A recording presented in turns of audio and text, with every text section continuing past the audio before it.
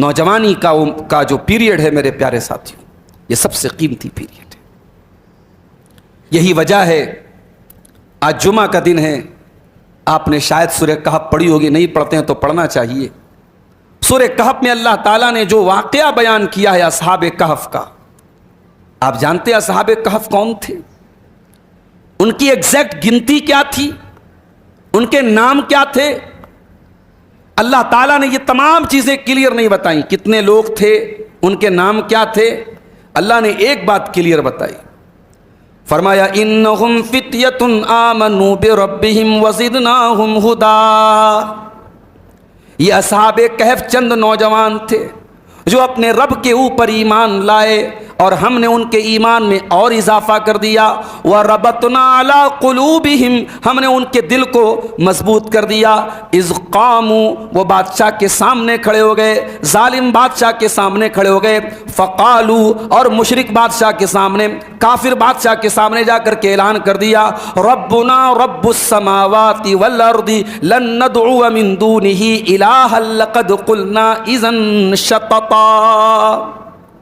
بادشاہ مشرک ہے، بادشاہ کافر ہے، اس کے سامنے توحید کا اقرار کر رہے ہیں کہ اے بادشاہ سن لے، ہمارا پروردگار وہ اللہ ہے جو آسمانوں اور زمین کا رب ہے، ہم اس کے سوا کسی اور کو نہیں پکار سکتے۔ یہ نوجوان بہت اچھے بیک گراؤنڈ کے نوجوان تھے، بڑے باپ کی اولاد تھے، حویلیوں میں رہتے تھے، محلوں میں رہتے تھے۔ جب انہوں نے یہ دیکھا اپنے ایمان کو بچانا مشکل ہے، اپنی توحید کو بچانا مشکل ہے، اس قوم کے بیچ میں رہ کر کے ہم توحید پر نہیں رہ سکتے، ایمان پر نہیں رہ سکتے۔ قرآن کہتا ہے اِذْ أَوَى الْفِتْيَةُ إِلَى الْكَهْفِ فَقَالُوا رَبَّنَا آتِنَا مِن لَّدُنكَ رَحْمَةً وَهَيِّئْ لَنَا مِنْ أَمْرِنَا رَشَدًا۔ یہ نوجوان اپنے باپ کا گھر چھوڑ کر کے، اپنے فیملی کو چھوڑ کر کے، اپنے پریوار کو چھوڑ کر کے ایک پہاڑ کے غار میں چلے جاتے ہیں، اور اللہ تعالیٰ وہاں پر ان کو پناہ لینے کا حکم دیتا ہے۔ وہاں جا کے وہ پناہ لیتے ہیں اور 309 سال تک سوئے رہتے ہیں۔ اتنا عجیب و غریب واقعہ، انسانی تاریخ کا ایک عجیب و غریب واقعہ اللہ تعالیٰ نے اس واقعے میں ہائی لائٹ کیا ہے تو کس بات کو کیا ہے کہ اے میرے بندو، یہ نوجوان تھے، اپنے ایمان کو بچانے کے لیے اتنی بڑی قربانی دینے کا گٹس اگر کسی کے اندر ہے، ہمت کسی کے اندر ہے، جذبہ کسی کے اندر ہے، تو وہ نوجوانوں کے اندر ہو سکتی ہے۔ آج ہمارا نوجوان کہاں کھڑا ہے میرے بھائی؟ آج ہمارا نوجوان کہاں کھڑا ہے؟ اگر ہم بگاڑ کی بات کریں تو بگاڑ کو ہم کیٹیگریز میں بانٹ سکتے ہیں۔ ہمارے نوجوان کے اندر عقیدے کا بھی بگاڑ ہے، ہمارے نوجوان کے اندر علم کا بھی بگاڑ ہے، ہمارے نوجوان کے اندر عمل کا بھی بگاڑ ہے، ہمارے نوجوان کے اندر اخلاق کا بھی بگاڑ ہے۔ سب سے بڑا بگاڑ عقیدے کا بگاڑ ہے۔ کتنے نوجوان ہیں، محنت کر رہے ہیں، ٹائم لگا رہے ہیں، انرجی لگا رہے ہیں، پیسہ لگا رہے ہیں، کہاں؟ قبروں کے اوپر، مزاروں کے اوپر، بدعات کے اوپر، خرافات کے اوپر۔ ان کو مس گائیڈ کیا گیا، ان کو گمراہ کیا گیا، ان کی امت کا ایک بڑا سرمایہ آج بدعت و خرافات کے اوپر لگ رہا ہے۔ یاد رکھو میرے پیارے ساتھیوں، ایمان سے بڑی کوئی دولت نہیں، عقیدے سے بڑی کوئی دولت نہیں۔ قرآن ہمیں حکم دیتا ہے وَلَا تَمُوتُنَّ إِلَّا وَأَنْتُمْ مُسْلِمُونَ، تمہیں موت نہ آئے مگر ایمان کی حالت میں۔ ہو سکتا ہے دنیا میں اس ایمان کی ویلو ہمیں سمجھ میں نہ آئے۔ قرآن کہتا ہے جب جنتی جنت میں جائیں گے کیا کہیں گے؟ وَقَالُوا الْحَمْدُ لِلَّهِ الَّذِي هَدَانَا لِهَذَا وَمَا كُنَّا لِنَهْتَدِيَ لَوْلَا أَنْ هَدَانَا اللَّهُ۔ ابھی آج کا جمعہ میں نے پٹنہ میں پڑھایا، بہار کی راجدھانی پٹنہ میں پڑھایا۔ جو بھائی مجھے ڈراپ کرنے ایئرپورٹ آئے، راستے میں نے ان سے پوچھا کہ آپ خاندانی اہل حدیث ہیں، آپ نے سلف کا جو یہ مسلک ہے، قرآن و حدیث کی جو یہ دعوت ہے، خاندانی اعتبار سے آپ کو ملی یا آپ نے بعد میں قبول کیا؟ انہوں نے کہا کہ شیخ میں بالکل پکا قبر پرست خاندان سے میرا تعلق تھا، میں بالکل اہل حدیثوں کا دشمن تھا، میں قرآن و حدیث کی کوئی بات میرے سامنے کرتا تھا میرا خون کھولنے لگتا تھا۔ کہا کہ ایک دن ایک دوست نے مجھ سے، جمعہ کا ٹائم تھا، میرا ہاتھ پکڑا، کہا کہ آؤ آج اس مسجد میں جمعہ چل کے پڑھ دو۔ اور پٹنہ میں ایک مسجد ہے جہاں ہماری جماعت کے ایک بزرگ عالم ہے شیخ خورشید عالم مدنی صاحب، وہ جمعہ پڑھاتے تھے وہاں پہ۔ وہ انسان ایک جمعہ کے لیے اپنے دوست کے کہنے پر چلا گیا، اور ایک جمعہ، اور وہ جمعہ بھی اتفاق سے شیخ محترم نے ہدایت کے موضوع پہ پڑھایا تھا، خطبہ دیا تھا، اس نوجوان نے ایک خطبے میں اس کے دل کی دنیا بدل گئی، اور آج الحمدللہ وہ نہ صرف یہ کہ قرآن و حدیث کے پلیٹ فارم پر آ گیا، پکا اہل حدیث بن گیا، پکا موحد بن گیا، پورا اس کی فیملی، پورا پریوار اس کا صحیح راستے پر آ گیا۔ آج الحمدللہ وہ پیسے والا آدمی ہے اور بلڈر آدمی ہے، اس نے اس چھوٹی سی مسجد کو وسیع کرایا، اور آج اس مسجد کی انتظامیہ کمیٹی میں وہ شامل ہے۔ اللہ کہاں کب کس کو ہدایت دے دے میرے بھائی، ہماری اوقات تھوڑی ہے، یہ ہدایت اللہ کی توفیق سے ہمیں ملتی ہے۔ یہ ایمان کی دولت، یہ ہدایت کی دولت دنیا کی سب سے بڑی دولت ہے۔ میرے نوجوانوں، اس نعمت کی قدر کرو، کہیں ایسا نہ ہو، یہ فتنوں کا دور ہے، کبھی کسی لالچ میں آ کر کے، کسی کی باتوں میں آ کر کے، اور اپنی بہنوں سے کہنا چاہوں گا، کسی کے پیار اور کسی کے محبت کے چکر میں پڑ کر کے اللہ کے واسطے اپنے ایمان کا سودا مت کر لینا۔ یہ ایمان دنیا کی سب سے قیمتی دولت ہے میرے ساتھیوں، میری پیاری ماں اور بہنوں، اس ایمان کو کبھی قربان، جان چلی جائے مگر ایمان نہ جائے، اس ایمان کی وہ اہمیت ہے میرے پیارے ساتھیوں۔ قرآن کہتا ہے ان الذین کفروا وماتوا وهم کفار، جو لوگ کفر کی حالت میں دنیا سے چلے جائیں گے، ایمان کے بغیر دنیا سے چلے جائیں گے، فَلَن يُقْبَلَ مِنْ أَحَدِهِمْ مِلْءُ الْأَرْضِ ذَهَبًا، وہ زمین بھر کے سونا بھی اگر لے کے اللہ کی بارگاہ میں آ جائیں، زمین بھر کے سونا بھی ان کا قبول نہیں کیا جائے گا۔ اللہ کے عذاب سے نہیں بچ سکتے، وہ زمین بھر کے سونا بھی لا کے نہیں بچ سکتے۔ اپنے ایمان کی حفاظت کرو، اپنے بچوں کے عقیدے کی فکر کرو۔ یہ کبھی نہ سمجھنا کہ صاحب ہم تو بابا نگر میں رہتے ہیں، ہمارے آس پاس میں تو الحمدللہ سب قرآن و حدیث پہ چلنے والے لوگ ہیں۔ اپنی آنے والی نسلوں کی بنیاد اتنی مضبوط کرو کہ زمانے کے بڑے بڑے فتنے آ جائیں، آپ کے بچوں اور آپ کے پریوار کے لوگوں کے ایمان کو ڈگمگا نہ سکیں۔ ایسا ایمان بناؤ، ایسا عقیدہ بناؤ جو نبی نے اور صحابہ نے اپنے بچوں کا بنایا تھا۔ اللہ کے پیارے نبی اپنے چچا زاد بھائی سے کیا کہتے ہیں؟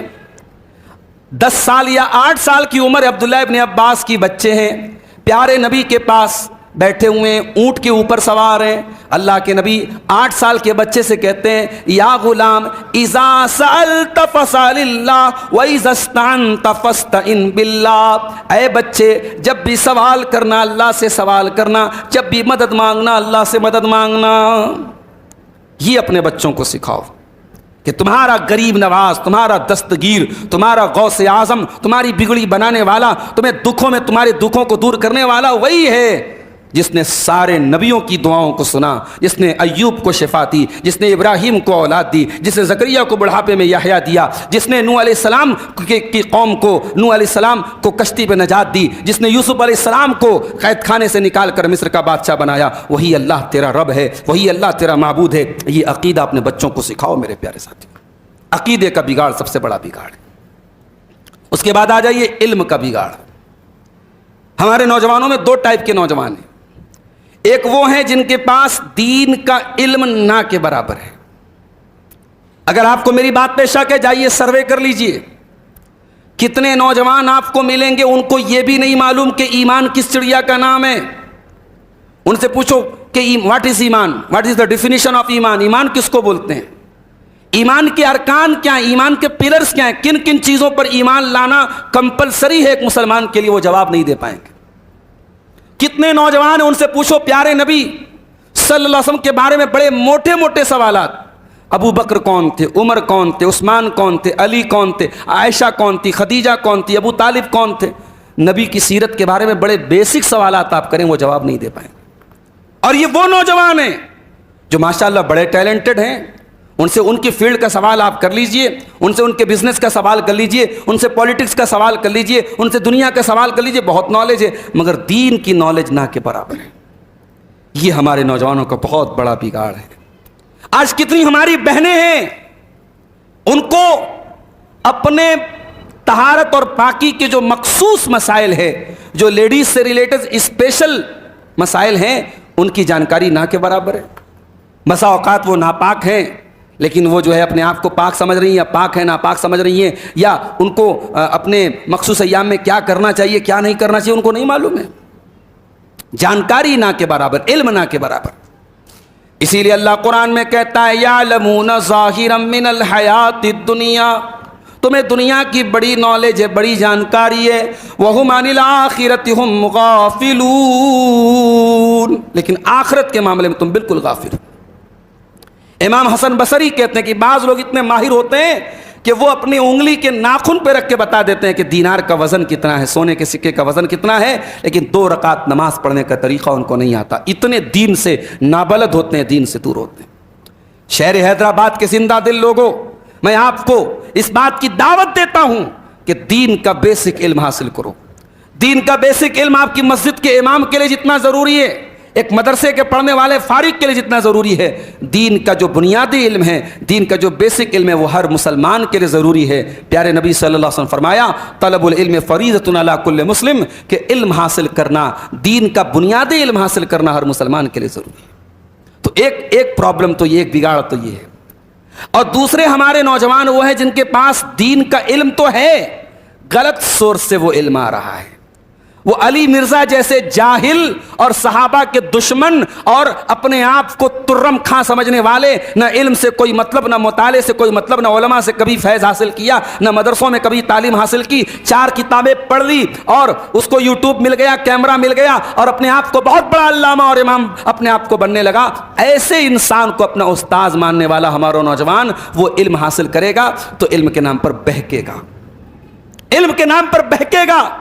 وہ کبھی ایسے لوگوں کی تقریروں کو اسٹیٹس میں لگائے گا جو اہل حدیثوں کے کٹر دشمن اور اخوانی سوچ کے فکر کے حامل ہیں۔ وہ ایسے لوگوں کو اپنے موبائل کے اسٹیٹس پر لگائے گا جو صحابہ کو گالیاں دیتے ہیں، جن کی ساری زندگی گزری ہے صحابہ کو گالی دینے والوں کو قریب کرنے میں اور صحابہ کو برا بھلا کہنے میں۔ تو یہ بہت بڑا سوال ہے کہ آپ علم کس سے حاصل کر رہے ہیں، آپ کا سورس کیا ہے۔ علم کو ہمیشہ آتھینٹک سورسز سے حاصل کرو میرے ساتھیوں۔ امام محمد ابن سیرین کہا کرتے تھے ان ھذا العلم دین فانظروا عمن تاخذون دینکم، اے لوگو جب دین کا علم حاصل کرو تو سوچ سمجھ کے حاصل کرو، جب تم دین کا علم کسی سے لیتے ہو تو دین لیتے ہو، دیکھ لو کہ دین کس سے حاصل کر رہے ہو۔ یہ محدثین کے یہاں سند کا سسٹم کیوں ہے؟ یہ راوی ثقہ ہے، یہ راوی ضعیف ہے، یہ راوی جھوٹا ہے، یہ راوی سچا ہے۔ محدثین کے یہاں یہ اصول کیوں بنائے گئے، یہ قانون کیوں بنایا گیا؟ امام مالک کہا کرتے تھے الاسناد من الدین، کہ سند دین کا ایک حصہ ہے۔ ولولا الاسناد لقال من شاء ما شاء، اگر سند نہ ہوتی تو جس کا جو من چلتا، جو جی چاہتا کہہ دیتا۔ تو دین میں جب سند ہے میرے بھائی تو آج بھی وہ سند چلے گی۔ ہر آدمی کو یہ درجہ مت دو کہ اس سے دین سیکھا جائے گا۔ دین کس سے سیکھا جائے گا؟ مستند لوگوں سے، آتھینٹک لوگوں سے، قرآن و حدیث کے جانکار لوگوں سے۔ ہر انسان کو یہ درجہ نہیں دے سکتے کہ اس سے ہم دین کے معاملے میں اپنا استاذ بنائیں گے۔ تو یہ بہت بڑا بگاڑ ہے جو اپنے نوجوانوں کے اندر ہم دیکھتے ہیں۔ اب آ جائیے عمل کا بگاڑ ہم دیکھتے ہیں۔ عمل کا بگاڑ کیا ہے؟ نماز کا ٹائم ہو گیا، ہمارا نوجوان اپنے کاموں میں لگا ہوا ہے، اسے اپنے کاروبار اور اپنے بزنس میں وہ اتنا بزی ہے کہ اسے نماز پڑھنے کا ٹائم نہیں ہے۔ یاد رکھو میرے پیارے ساتھیوں، آپ کا کاروبار، آپ کا بزنس نماز سے بڑھ کر کے نہیں ہے۔ اپنے بزنس پر، اپنے بزنس، نماز کے اوپر اپنے بزنس اور اپنے کاروبار کو کبھی ترجیح مت دینا۔ قرآن کہتا ہے رجال لا تلہیہم تجارت ولا بیع عن ذکر اللہ، میرے نیک بندے وہ ہیں، میرے متقی بندے وہ ہیں، ان کا کاروبار، ان کی تجارت ان کو اللہ کے ذکر سے غافل نہیں کرتی۔ یخافون یوما تتقلب فیہ القلوب والابصار، وہ اس دن سے ڈرتے ہیں جس دن آنکھیں اور کلیجے الٹ پلٹ جائیں گے، نہ آنکھیں اپنی جگہ رہیں گی نہ کلیجے اپنی جگہ رہیں گے۔ وہ قیامت کے دن سے ڈرتے ہیں۔ نماز کی پابندی کرو میرے پیارے ساتھی۔ جس نبی کا ہم کلمہ پڑھتے ہیں، جس نبی سے محبت کا دم بھرتے ہیں، اس نبی کی زندگی میں نماز کی بڑی اہمیت تھی۔ وہ نبی اپنے انتقال کے پہلے وصیت کر کے گئے الصلاۃ الصلاۃ، اے میری امت کے لوگوں نماز کا خیال کرنا، نماز کی پابندی کرنا۔ وہ نبی آج ہمارے اوپر جب دکھ آتے ہیں، مصیبتیں آتی ہیں، ہم کیا کرتے ہیں؟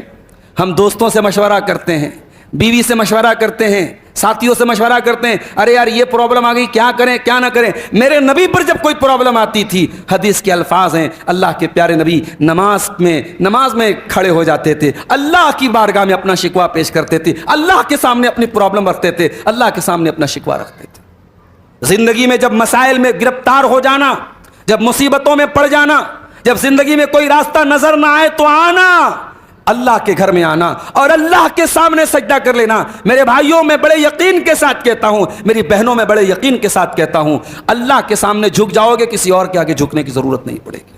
وہ ایک سجدہ جسے تو گراں سمجھتا ہے، 1000 سجدوں سے دیتا ہے آدمی کو نجات۔ آج ہمارے نوجوانوں میں نماز کے معاملے میں بہت لاپرواہی ہے، اور حیدرآباد جیسے شہر میں جہاں اپنا ایک کلچر ہے، اپنی ایک تہذیب ہے، یہاں جب سڑکوں پہ ہم نکلتے ہیں، مسلمان نوجوان ماشاءاللہ سوپ پہنے ہوئے، کرتا پہنے ہوئے، لمبی لمبی داڑھی رکھے ہوئے ہمیں نظر آتے ہیں۔ مسلمان عورتیں نقاب میں، حجاب میں نظر آتی ہے۔ اپنا ایک کلچر ہے اس شہر کا، اس کلچر میں اسلام کی جھلک ہے میرے بھائیوں، اس کلچر میں ہمارے پیارے نبی کے دین کی جھلک ہے۔ اس کلچر کو صرف ایک کلچر کی حیثیت سے نہیں، ایک دین کی حیثیت سے اس پر عمل کرنا۔ اپنی بہنوں سے کہنا چاہوں گا، جب گھر سے نقاب میں نکلنا تو صرف یہ سوچ کر کے نہ نکلنا کہ یہ نقاب ایک کپڑا ہے، ایک ڈریس ہے، نہیں، یہ نقاب تمہارے دین کی عکاسی کرتا ہے، یہ نقاب تمہارے مذہب کو ریپرزینٹ کرتا ہے۔ جب تم نقاب کے اندر کوئی کام کرتی ہو تو دنیا کہتی ہے مسلمان عورت نے یہ کام کیا۔ اللہ کے واسطے اپنے نقاب کو بے عزت مت ہونے دینا میری بہنوں۔ میرے نوجوانوں سے کہنا چاہتا ہوں، جب تم اپنے چہرے پہ داڑھی رکھتے ہو، دنیا کہتی ہے مسلمان ہے، اس نے داڑھی کو چھوڑا ہوا ہے، یہ محمد رسول اللہ کا ماننے والا ہے۔ داڑھی رکھ کر کے کوئی ایسی حرکت مت کرنا جو تیرے مذہب کے خلاف ہو، جو تیرے دین کے خلاف ہو۔ کبھی داڑھی کو بدنام مت ہونے دینا۔ یہ داڑھی صرف ایک فیشن نہیں ہے، ایک جو ہے ایک جسم کی ایک نمائش نہیں ہے، یہ داڑھی آپ کے دین کا، آپ کے کلچر کا ایک حصہ ہے میرے پیارے ساتھی۔ اپنے نوجوانوں کے اندر بگاڑ ہم اور دیکھتے ہیں، بڑی خوبصورتی سے ہمارے بہت سارے نوجوانوں کو ایسے راستوں پہ لے کے جایا جا رہا ہے جو دین کے خلاف ہے۔ ہمارے کتنے نوجوان نشے کے راستے پہ جا رہے ہیں، اسموکنگ کرنا، ڈرنک کرنا، شراب پینا، نشہ کرنا، ڈرگس لینا ہمارے بہت سارے نوجوانوں کی زندگی کا ایک حصہ ہے۔ یاد رکھو میرے پیارے ساتھی، یہ زندگی اللہ کی امانت ہے، اس زندگی کو برباد کرنے کا ہمیں کوئی حق نہیں ہے۔ وَلَا تُلْقُوا بِأَيْدِيكُمْ إِلَى التَّهْلُكَةِ، خبردار اپنے آپ کو ہلاکت میں نہ ڈالو۔ وَلَا تَقْتُلُوا أَنفُسَكُمْ، اپنے آپ کو قتل نہ کرو۔ إِنَّ اللَّهَ كَانَ بِكُمْ رَحِيمًا، اللہ تم پر بہت مہربان ہے۔ میری پیاری بہنوں، رات کو 1-1 بجے 2-2 بجے اگر ایک مسلمان لڑکی نقاب میں نکلتی ہے اور غیر محرم لڑکوں کے ساتھ اور ناجائز رشتوں کے ساتھ وہ حیدرآباد کی سڑکوں پر اگر گھومتی ہے تو یہ اس نقاب کی توہین ہے، اس کے مذہب کے مقرر کردہ اس لباس اور اس نقاب کی توہین ہے۔ میری پیاری ماں اور بہنوں، اپنے اس نقاب کی لاج رکھنا، حرام رشتوں سے ہمیشہ اپنے آپ کو بچانا۔ یاد رکھو، اللہ کے پیارے نبی نے عورت کے متعلق صرف 4 کام بتائے ہیں۔ عورت صرف 4 کام کر لے، پابندی سے 4 کاموں پہ ڈٹ جائے، انشاءاللہ وہ عورت جنت میں جائے گی۔ آپ نے فرمایا اذا صلت المرأة خمسها، جب عورت 5 ٹائم کی نمازی بن جائے، وہ صامت شہرا، رمضان کے روزے رکھے، وہ اطاعت زوجہا، اور شادی کے بعد اپنے شوہر کی خدمت اور اطاعت کرے، وہ احسنت فرجہا، اور اپنی شرمگاہ کی حفاظت کرے، اپنی آبرو کی حفاظت کرے، دخلت من ای ابواب الجنت شاءت، تو ایسی عورت جنت کے جس دروازے سے چاہے وہ جنت میں جا سکتی۔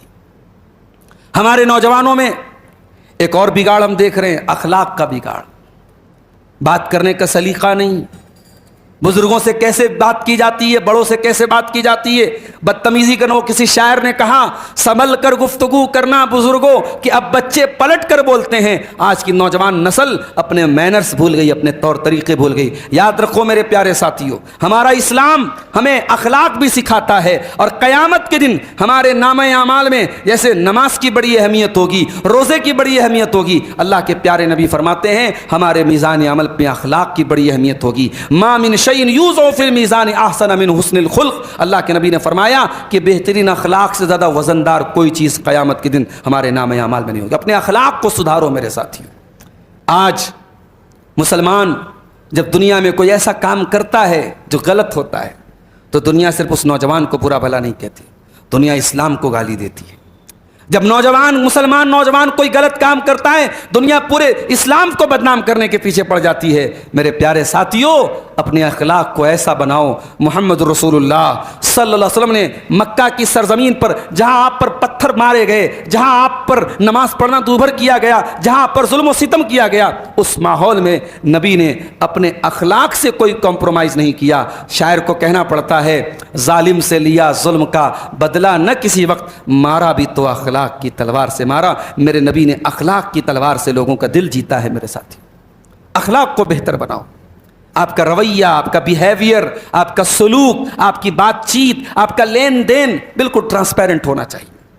آج حالات یہ ہیں، میں بڑی ذمہ داری کے ساتھ یہ بات کہہ رہا ہوں کہ آج ہمارے کاروباری طبقے میں، ہمارے تجارت کرنے والے طبقے میں کتنے مسلمانوں کی زبان سے میں نے سنا، وہ کہتے ہیں صاحب مسلمان سے کاروبار کرنے میں ڈر لگتا ہے، مسلمان سے کاروبار کرنے میں ڈر لگتا ہے، اس کی داڑھی دیکھ کر، اس کی پیشانی کے سجدے کے نشان دیکھ کر کہ ہم دھوکہ کھا جاتے ہیں، ایسا فراڈ کرتا ہے کہ ہمیں بعد میں پچھتانا پڑتا ہے کہ ہم نے کیوں اس کی بات پہ بھروسہ کیا۔ میرے پیارے ساتھیوں، آپ کا کے چہرے پر داڑھی اور آپ کے ماتھے پر سجدے کا نشان یہی اسلام کی علامت نہیں ہے۔ آپ کا لین دین کیسا ہے، آپ کا اخلاق کیسا ہے، یہ بھی آپ کے ایمان کی پہچان ہے۔ اگر داڑھی رکھ کر اور ماتھے پہ سجدے کا نشان سجا کر آپ لوگوں کے ساتھ فراڈ کرتے ہیں، دھوکہ کرتے ہیں، تو معاف کیجئے گا، آپ لوگوں کے ساتھ فراڈ نہیں کرتے، آپ اللہ کے ساتھ، اس کے دین کے ساتھ فراڈ کرتے ہیں۔ میرے پیارے نبی نے فرمایا، لیس منا من غشنا فلیس منا، جو دھوکہ دھڑی کرے، جو فراڈ کرے، جو وعدہ خلافی کرے، وہ ہم میں سے نہیں ہے۔ میرے پیارے ساتھی، یاد کیجئے نبی کی زندگی میں پہلی جنگ کون سی ہوئی تھی؟ کوئی بتا سکتا ہے؟ اللہ کے نبی نے مدینہ پہنچنے کے بعد مکہ کے کافروں کے ساتھ آپ نے پہلی جنگ کون سی لڑی تھی؟ بدر کی جنگ لڑی تھی۔ اس جنگ میں اللہ کے نبی کے ساتھ کتنے صحابہ تھے؟ 313 تھے تقریباً۔ سامنے دشمن کتنے تھے؟ 1000 تھے، یعنی دشمن کی تعداد 3x تھی، 3 گنا زیادہ تھی۔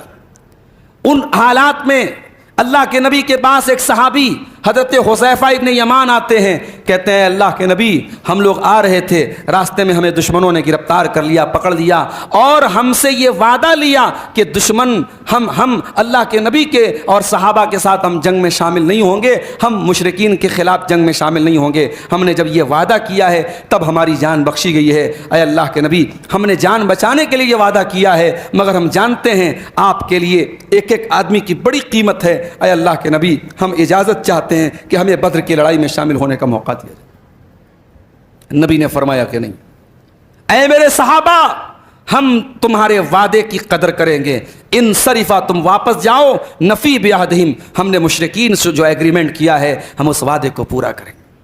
دنیا والے کہتے ہیں everything is fair in love and war, پیار اور محبت میں اور جنگ میں سب جائز ہے۔ نہ پیار اور محبت کے نام پہ سب جائز ہے، نہ جنگ کے نام پہ سب جائز ہے۔ میرے نبی نے جنگ کے بھی اصول بتائے ہیں۔ میرے پیارے ساتھی، جنگ کے اصول بتائے ہیں۔ آج دنیا جب جنگ لڑتی ہے، بچوں کو مارتی ہے، بوڑھوں کو مارتی ہے، اسپتالوں پر بم برساتی ہے، میرے نبی نے کبھی یہ تعلیم نہیں دی۔ میرے نبی جب صحابہ کرام کو جنگ کے میدان میں بھیجتے تھے، کہتے تھے اغزو بسم اللہ، جاؤ اللہ کے نام پہ لڑنا، اللہ کے نام پہ دشمن سے مقابلہ کرنا، ولا تقتلوا ولیدا، کسی بچے کو قتل نہ کرنا، ولا شیخا فانیا، کسی بوڑھے کو قتل نہ کرنا، ولا تحرقوا شجرا، کسی پیڑ کو آگ مت لگانا، کسی کی عبادت گاہ پر حملہ نہ کرنا۔ یہ اصول بتائے ہیں جناب محمد رسول اللہ صلی اللہ علیہ وسلم نے جنگ کے میدان کے۔ اور قرآن کہتا ہے وَلَا يَجْرِمَنَّكُمْ شَنَآنُ قَوْمٍ عَلَىٰ أَلَّا تَعْدِلُوا، کہ اے ایمان والو، کسی قوم سے اگر تمہاری دشمنی بھی ہے تو دشمنی کا مطلب یہ نہیں ہے کہ تم اپنے دشمن کے ساتھ ناانصافی کرو، ہمیشہ انصاف کا دامن تھام کے رکھنا۔ ابھی 3 دن پہلے کشمیر میں جو حادثہ ہوا، ہم نہیں جانتے اس حادثے کے ذمہ دار حقیقت میں کون لوگ ہیں۔ کبھی کبھی ایسا ہوتا ہے کہ کسی واقعے کے پیچھے بڑی گہری سازشیں ہوتی ہیں اور اس واقعے سے بہت سارے لوگ اپنے اپنے فائدے اٹھاتے ہیں۔ ہم اتنا جانتے ہیں کہ جو لوگ کشمیر میں ٹورسٹ کی حیثیت سے گئے تھے، ان بے قصور اور نہتے لوگوں کو اس طریقے سے مارنے والا ظالم تھا، چاہے وہ کوئی بھی ہو۔ مگر آج ملک کا ماحول کیا بنا دیا گیا، پورے ملک کا ماحول کیا بنا دیا گیا۔ اتر پردیش کی آگرہ کی سرزمین پر ایک مسلمان ریسٹورنٹ والا جس کا نام گلفام تھا، اس کو راستے میں پکڑ کر کے نام پوچھ کر کے مار دیا گیا، اور باقاعدہ ویڈیو جاری کیا گیا کہ ہم 26 کا بدلہ 2600 سے لیں گے۔ یہ حالات اس ملک کے بنا دیے گئے۔ مسلمان قتل ہوتا ہے تو کسی کو یہ نہیں لگتا کہ ہندوستان کی آتما پر حملہ ہوا ہے؟ کیا مسلمان کی جان جان نہیں ہے؟ مسلمان کا خون خون نہیں ہے؟ ہم کہتے ہیں کچھ دنوں پہلے جب ممبئی میں چلتی ٹرین پر ایک پولیس والے نے مسلمانوں کا نام پوچھ کر کے مسلمانوں کو گولی ماری تھی، وہ بھی غلط تھا، اور آج کشمیر کی گھاٹی میں اگر کسی غیر مسلم کو اس کا نام پوچھ کے اور مذہب پوچھ کے مارا گیا ہے اور کلمہ پڑھنے کا اور اذان کا نام لے کر کے مارا گیا تو یہ بھی غلط ہے۔ غلط ہوتا ہے میرے پیارے ساتھیوں، اس کو مذہب کے چشمے سے دیکھنا یہ صحیح نہیں ہے میرے عزیزوں۔ قرآن کا اصول یاد رکھو، کسی کے ساتھ ہماری دشمنی بھی ہے تو دشمنی کا مطلب یہ نہیں کہ ہم انصاف کا دامن ہاتھ سے چھوڑ دیں، ہمیں انصاف کا دامن اپنے ہاتھ سے کبھی نہیں چھوڑنا ہے۔ ہم مسلمان ہیں، ہم انصاف والی قوم ہیں، ہم جسٹس والی قوم ہیں، ہم ہمیشہ انصاف اور عدل کے ساتھ کھڑے ہونے والے لوگ ہیں۔ نوجوانوں سے کہنا چاہوں گا، اپنے جسم کو طاقتور بناؤ، جم جاؤ، اپنے شریر کو اچھا بناؤ، اچھا کھاؤ، اچھا پہنو، اپنے آپ کو طاقتور بناؤ۔ اللہ کے پیارے نبی فرماتے ہیں المومن القوی خیر واحب الی اللہ من المومن الضعیف، اللہ تعالیٰ کے نزدیک طاقتور مومن زیادہ محبوب ہے کمزور کے مقابلے میں۔ طاقتور بنو، ایمان کے اعتبار سے بھی طاقتور بنو، جسم کے اعتبار سے بھی طاقتور بنو، ٹیکنالوجی کے اعتبار سے بھی طاقتور بنو، پیسے کے اعتبار سے بھی طاقتور بنو۔ طاقتور بنو مگر طاقت کا کبھی مس یوز مت کرنا، طاقت کا کبھی غلط استعمال مت کرنا۔ یہ طاقت چاہے پیسے کی طاقت ہو، چاہے جسمانی طاقت ہو، چاہے دنیا میں رسوخ اور دبدبے کی طاقت ہو، اس طاقت کا کبھی غلط استعمال مت کرنا، کبھی کسی پر ظلم و ستم کرنے میں اپنی طاقت کا یوز مت کرنا۔ میرے پیارے ساتھیوں، اپنی ماں و بہنوں سے ایک بات کہنا چاہوں گا، زیادہ وقت نہیں لوں گا، مجھے اندازہ ہے یہ وقت آپ کے آرام کا ہے، یہ وقت حیدرآباد جیسے شہر میں پروگرام کا نہیں ہے۔ اپنی ماں و بہنوں سے ایک بڑی خاص بات کہنا چاہوں گا۔ آج ہماری خواتین اپنے میک اپ پر بہت خرچ کرتی ہیں، اور جو ہم میں سے شادی شدہ لوگ ہیں اس درد سے بہت اچھی طریقے سے واقف ہوں گے۔ پوری ایک انڈسٹری ہے میک اپ انڈسٹری، عورتیں کتنا خرچ کرتی ہیں چہرے کے اوپر، شادی میں جانا ہو، کہیں کسی فنکشن میں جانا ہو، اتنے طریقے کے وہ میک اپ کرتی ہیں کہ اللہ کی پناہ ہے۔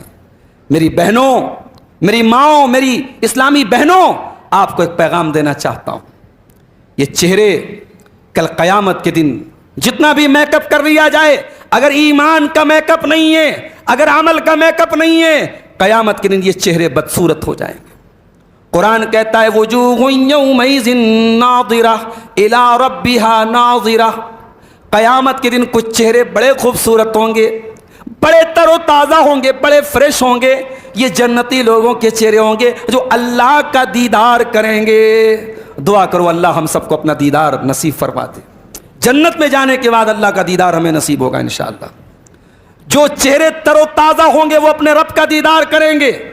وَوُجُوهٌ يَوْمَئِذٍ بَاسِرَةٌ، اور قیامت کے دن کچھ چہرے ایسے ہوں گے جو بڑے مرجھائے ہوئے ہوں گے، بڑے بیکار لگ رہے ہوں گے۔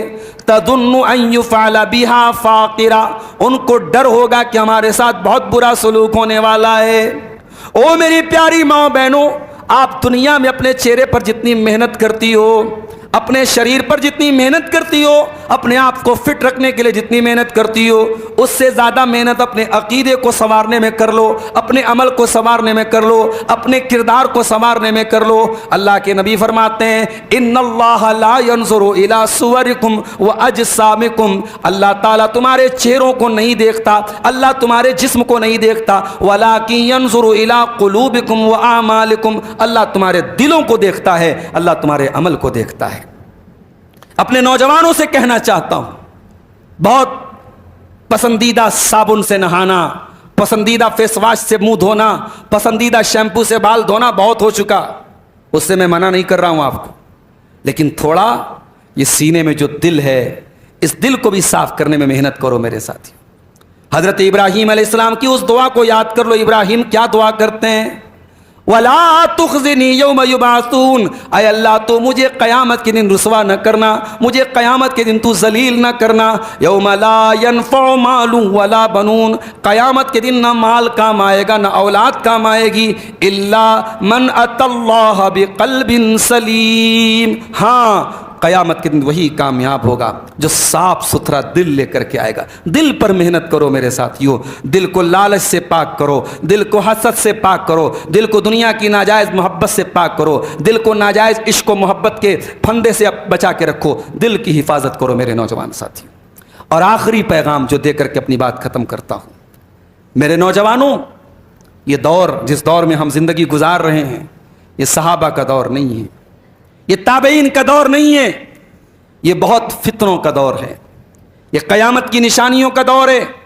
قدم قدم پر آپ کو گناہوں کے موقع ملیں گے، قدم قدم پر شیطان نے اتنے جال بچھا کے رکھے ہیں کہ آپ کو اپنے قدم کو بچانا بہت مشکل ہے، لیکن شیطان کے بچھائے ان جالوں سے بچا کر کے اپنی زندگی کو اللہ کے بتائے ہوئے راستے پر چلانا، اسی کا نام تقویٰ ہے۔ اور جس نے تقویٰ کو اپنا لیا، قرآن کہتا ہے وَمَن يَتَّقِ اللَّهَ يَجْعَل لَّهُ مَخْرَجًا، جو اللہ کا تقویٰ اپنائے گا، جس کے دل میں اللہ کا ڈر ہوگا، اللہ زندگی کے ہر موڑ پر اس کو راستہ عطا کرے گا۔ وَيَرْزُقْهُ مِنْ حَيْثُ لَا يَحْتَسِبُ، اور اللہ وہاں سے روزی دے گا کہ وہ سوچ بھی نہیں سکتا۔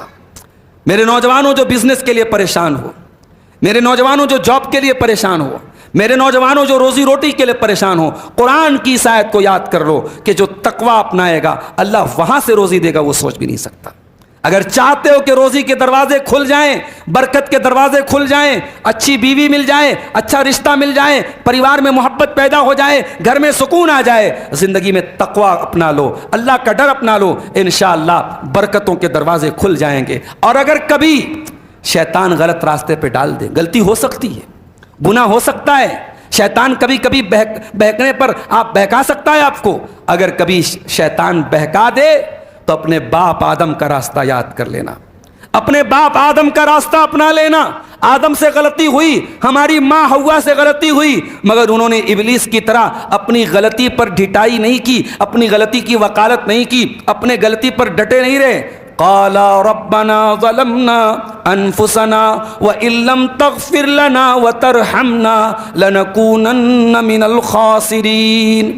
دونوں نے اللہ سے سچی توبہ کی، اللہ سے معافی مانگی۔ میرے نوجوان بھائیوں، میری بہنوں، اگر کبھی زندگی میں کچھ گناہ ہو جائیں تو دنیا کو پتہ ہو چاہے نہ پتہ ہو، اللہ کو تو سب پتہ ہے، اکیلے میں تنہائی میں اللہ کے سامنے بیٹھ کر اللہ سے توبہ کر لینا، اللہ سے معافی مانگ لینا، انشاءاللہ اللہ جب معاف کر دے گا تو آپ کی نجات ہو جائے گی۔ یہ چند باتیں نوجوانوں کے بگاڑ کے تعلق سے آپ کے سامنے رکھی گئیں۔ انشاءاللہ کل ہم حیدرآباد میں کل تک ہم ہیں، اور کل عصر کے بعد مسجد اقصی میں ایک چھوٹا سا پروگرام ہے۔ یہ ہمارے بھائیوں نے ایک اعلان کرنے کا ہمیں حکم دیا ہے۔ جمعیت اہل حدیث حیدرآباد اور سکندرآباد حلقہ حشمت پیٹ کی تصدیق کی بنا پر تصدیق کرتی ہے کہ اولڈ پوائنٹ پلی میں 166 گز زمین مسجد کے لیے خریدنا طے پائی ہے۔ اس کی کل قیمت 1 کروڑ روپے ہے، جس میں سے 39 لاکھ روپے جمع ہوئے ہیں، مزید 61 لاکھ کا انتظام کرنا ہے۔ آپ تمام اہل خیر سے گزارش ہے، اللہ کے گھر کا معاملہ ہے اور ایک بڑی رقم کی درکار ہے، آپ اس کار خیر میں حصہ لیں تاکہ اس مسجد کی زمین کو جلد سے جلد خریدا جا سکے۔ اللہ تعالیٰ اس نیکی کے کام میں ہم سب کو حصہ لینے کی توفیق عطا فرمائے۔ اللہ تعالیٰ ہم نوجوانوں کو اپنی جوانی کی حفاظت کی توفیق عطا فرمائے، ہر قسم کے بگاڑ سے اللہ ہماری حفاظت فرمائے، اللہ حلال روزی کھانے کمانے والا بنائے، حرام سے بچائے، اللہ ہماری ماؤں بہنوں کی بھی حفاظت کرے، دین پر چلنے والا بنا دے، دین کا جو زیور ہے، شرم و حیا کو جو زیور ہے، ہماری ماؤں بہنوں کو اسے اپنانے کی توفیق عطا فرمائے۔ رب العالمین ہم میں سے جو پریشان ہیں ان کی پریشانیوں کو دور فرما دے، جو روزگار سے پریشان ہیں ان کو حلال روزی عطا فرما دے، جو بیمار ہیں ان کو شفائے کاملہ عاجلہ عطا فرما دے، جب تک دنیا میں زندہ رکھے، اسلام پر زندہ رکھے اور ہم سب کا خاتمہ ایمان پر ہو۔ ربنا تقبل منا انک انت السمیع العلیم وتب علینا انک انت التواب الرحیم، وصلی اللہ تعالی علی نبینا محمد وعلی آلہ وصحبہ اجمعین، والسلام علیکم ورحمۃ اللہ وبرکاتہ۔